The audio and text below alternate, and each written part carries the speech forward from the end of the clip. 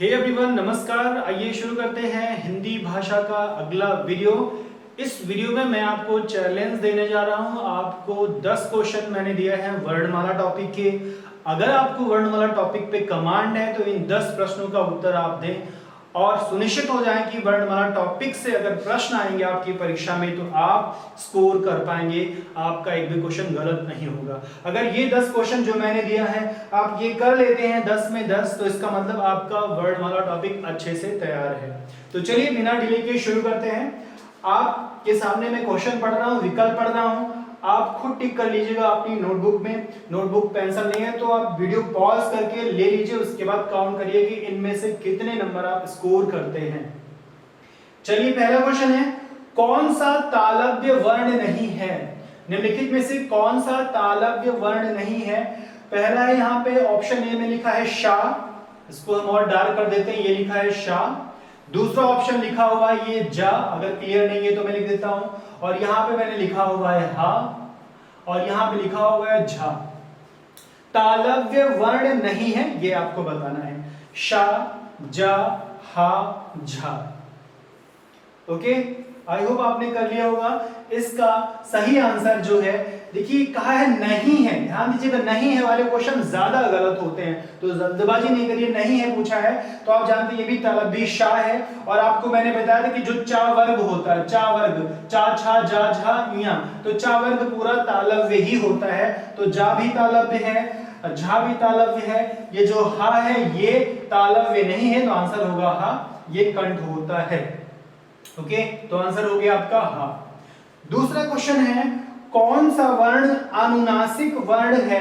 अनुनासिक वर्ण आपको बताना है।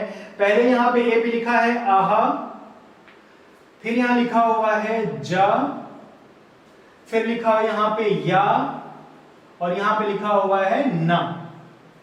तो बताना है अनुनासिक वर्ण कौन सा है। अब आपको अनुनासिक वर्ण की परिभाषा पता होनी चाहिए, ये कहां होते हैं, इन्हें हम क्या कहते हैं। आई होप आपने टिक कर लिया होगा। बिल्कुल सही आंसर है, इसका सही आंसर है ना। पांचों वर्गों के अंतिम अक्षर, पंचमाक्षर जिन्हें कहते हैं, वो अनुनासिक होते हैं। का वर्ग में अंगा, चा वर्ग में इया, टा वर्ग में अड़ा, ता वर्ग में ना, पा वर्ग में मा। तो ये 5 होते हैं, अंगा, इया, अड़ा, ना, मा, ये अनुनासिक वर्ण होते हैं। तो ये आपका आंसर हो गया ना। कौन सा आयोगवाह वर्ण है? आयोगवाह वर्ण पूछा है, कौन सा आयोगवाह वर्ण है? आयोगवाह भी मैंने आपको बताया है। ये पहले लिखा है ढा, पहला ऑप्शन है ढा, दूसरे में अड़ा लिखा हुआ है, तीसरे में ढा लिखा हुआ है ये, और फिर डी आपका आंसर है यहाँ पे आहा। तो आयोगवाह वर्ण आपको बताना है। आई होप आपने सही किया होगा। अगर आपने तैयार किया है तो बिल्कुल सही आंसर है आहा।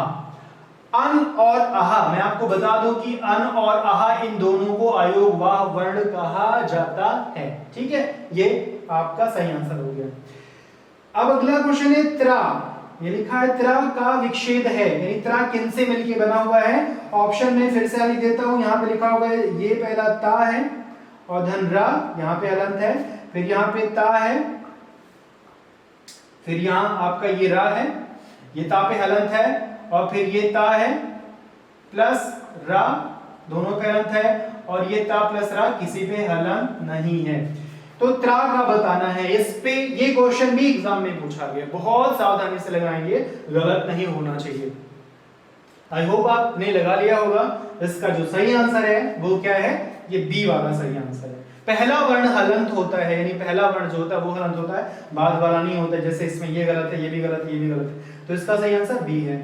अघोष वर्ण है, ध्यान दीजिए, अघोष वर्ण पूछ रहा है, अघोष वर्ण है पूछा है यहाँ पे। तो यहाँ पे लिखा हुआ है गा, यहाँ लिखा हुआ है झा, क्लियर था? मैं तो मैं लिख दे रहा हूं थोड़ा सा। यहाँ लिखा है मा, और यहाँ लिखा हुआ है चा। अघोष वर्ण, पहले तो आपको अघोष वर्ण पता होना चाहिए। ठीक है, अघोष वर्ण क्या होते हैं, है ना? जिनके उच्चारण में, स्वर ग्रंथियों में कोई कंपन नहीं होता है, उन्हें अघोष वर्ण कहते हैं। तो इसमें गा है कि झा है कि मां है कि चा है, ये आपको बताना है। तो आपको अघोष वर्ण अगर आपको पता है कौन सा है तो बिल्कुल आप गलत नहीं करेंगे इसमें से, आप इसका आंसर कमेंट कर दीजिएगा, मैं वहां आपको बताता हूं। ठीक है, आगे चलते हैं। देखिए महाप्राण वर्ण नहीं है, अब ध्यान ये दीजिएगा, पूछा है नहीं है, तो आपको पहले ये पता होना चाहिए कि महाप्राण वर्ण है कौन सा, महाप्राण वर्ण है कौन सा। तो आपको मैंने बताया था महाप्राण की संख्या कितनी थी, 24 थी, दूसरा और चौथा वर्ण है ना, महाप्राण दूसरा और चौथा वर्ण था, और एक चीज था ऊष्म, तो ये वहां महाप्राण होते हैं, दूसरा और चौथा और ऊष्म वर्ण महाप्राण होते हैं। तो यहां पूछा नहीं है ना, तो दूसरा तो ये भी है भाई, का खा दूसरा है, टा ठा ये भी दूसरा, ये भी महाप्राण है, ये भी महाप्राण है, और चौथा ये भी है, दूसरा चौथा, तो का खा गा खा ये भी महाप्राण वर्ण है, यानी ये भी महाप्राण है, ये आपका नहीं है, ये अंतस्थ वर्ण है। ऊष्म कौन कौन होते हैं, शा शा शाह ये होते हैं, तो महाप्राण के लिए दूसरा चौथा और ऊष्म ये महाप्राण होते हैं, तो इस हिसाब से इसका आंसर है ये महाप्राण वर्ण नहीं है, क्योंकि ये कैसा, ये अल्प प्राण वर्ण है। ठीक है, चलिए आगे बढ़ते हैं। अगला क्वेश्चन है अल्प प्राण वर्ण नहीं है, अल्प प्राण बताना है कि अल्प प्राण वर्ण नहीं है, तो पहले अल्प प्राण पता होना चाहिए। अल्प प्राण पता है, मैंने आपको बताया था अल्प प्राण में आपका क्या होता है, पहला तीसरा चौथा 134, और इसके बाद क्या था अंतस्थ, ये होते हैं अल्प प्राण। ये मैंने कल की वीडियो में बताया था कि अल्प प्राण 134 नंबर यानी पहला तीसरा चौथा होगा, सॉरी 1 3 5 135 1 3 5 पहला तीसरा पांचवा होगा या फिर अंतस्थ होगा, तो ये तो अल्प प्राण है। तो हम देख लेते हैं कि भाई अगर ये है तो अल्प प्राण होंगे और ये नहीं है तो अल्प प्राण नहीं होगा, है ना। तो अल्प प्राण नहीं है पूछा है, तो का पहला है, ये भी अल्प प्राण है, ता खा दा धा ना ये भी पहला, ये भी प्राण है, और अंतस्थ यारा लावा ये भी है, ठीक है, ये अंतस्थ ही होता है। ये आपका शा ये ऊष्म है, तो ये आपका नहीं है, तो आपका आंसर हो जाएगा ये अल्प प्राण नहीं, ये महाप्राण है। तो इस तरह के क्वेश्चन जो नहीं वाले होते हैं उनको करना थोड़ा सा कॉम्प्लिकेटेड होता है। अगर आपका कॉन्सेप्ट क्लियर नहीं है, अगर आप कंफ्यूज होते हैं, डेफिनेशन क्लियर है, कॉन्सेप्ट क्लियर है, तो नहीं वाला क्वेश्चन भी आप एग्जैक्ट सही करके आएंगे, और थोड़ा सा भी कंफ्यूजन हो तो बिल्कुल गलत हो जाएगा। और जल्दबाजी नहीं करना है कि पूछा है अल्प प्राण नहीं है तो आपने देख लिया अल्प प्राण है, जो जनरली बहुत बार साइकोलॉजिकल मिस्टेक होती है, हम नहीं वर्ड पे गौर ही नहीं करते हैं और सीधे हमने फट से देखा अल्प प्राण और दिमाग में अल्प प्राण तो पहला होता है, फट से लगा दिया ए, जबकि क्या था अल्प प्राण नहीं है। चलिए हो गया। अगला क्वेश्चन है व्यंजन की संख्या होती है, ये भी आपको मैंने बताया था कि बहुत सावधानी से लगाने की जरूरत होती है। व्यंजन की संख्या होती है, यहां दिया गया 35, यहां दिया 36, यहां 34, यहां 33, तो कितनी होगी?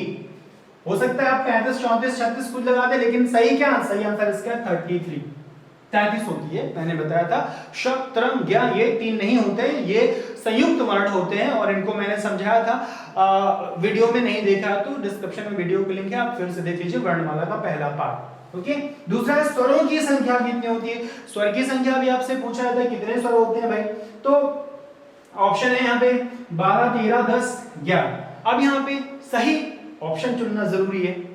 आई होप आपने सही चुना होगा। मैंने बताया था कि अगर 10 का भी ऑप्शन हो 11 का भी ऑप्शन हो हम 11 को ही लगाएंगे, हमारा आंसर होगा कि 11 स्वर होते हैं। ठीक, कोई कंफ्यूजन नहीं होना चाहिए।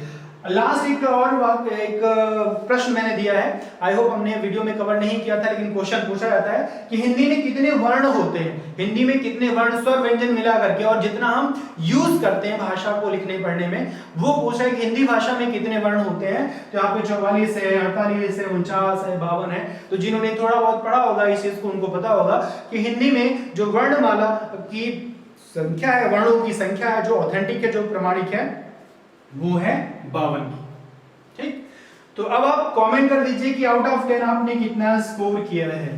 ठीक है, अगर आपने इस लेक्चर को अच्छे से समझा है और आप अच्छे से पढ़ रहे हैं तो कमेंट जरूर करें कि आउट ऑफ 10 आप 10 आउट ऑफ 10 स्कोर कर रहे हैं कि 9 आउट ऑफ 10, जो भी है आपका स्कोर वहां मेंशन कर दें, और इसका भी आप आंसर मेंशन करें। मैंने इसको नहीं बताया अघोष वर्ण वाला, अगर आपने अघोष पढ़ा है तो बिल्कुल सही आप टिक करिएगा और हमें बताइएगा। ठीक है, तो इस तरह से मैं चैप्टर के लास्ट में आपको एक्सरसाइज भी कराने का प्रयास करूंगा ताकि कॉन्सेप्ट क्लियर हो जाए। इसके बाद का वीडियो संधि का होगा और संधि को मैं जितनी भी संधि है, स्वर संधि, व्यंजन, विसर्ग, उनको कराऊंगा और एक एक संधि के बाद उसका एक्सरसाइज, स्वर संधि तो उसकी एक्सरसाइज करा दूंगा, व्यंजन तो उसकी एक्सरसाइज और विसर्ग उसकी एक्सरसाइज। इससे क्या होगा, आपका कॉन्सेप्ट क्लियर होता चलेगा, आप जो पढ़ रहे हैं वो कितना तैयार होगा ये आपको खुद से पता चलता जाएगा।